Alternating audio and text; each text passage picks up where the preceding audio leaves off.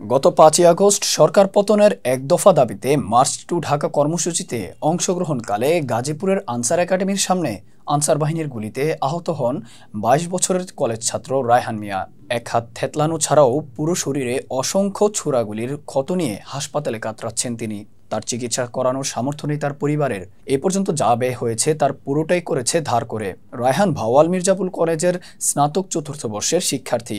বর্তমানে তিনি Dhaka medical college হাসপাতালের চতুর্থ তলায় বার্ন ইউনিটের ৪১৯ নম্বর পুরুষ ওয়ার্ডে ৭ নম্বর বেডে চিকিৎসাধীন রয়েছেন। রায়হান ৬ আগস্টে সেখানে ভর্তি হন।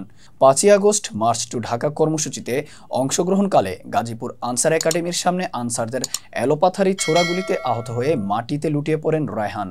তারপরও ক্ষান্ত হয়নি তারা। তাকে লাঠি ও পায়ের বুট দিয়ে নির্মমভাবে নির্যাতন চালায়।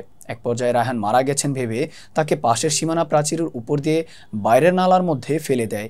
পরে এলাকাবাসী তাকে মুমূর্ষু অবস্থায় উদ্ধার করে প্রথমে স্থানীয় হাসপাতালে এবং সেখানে প্রাথমিক চিকিৎসার পর ঢাকায় পাঠায়।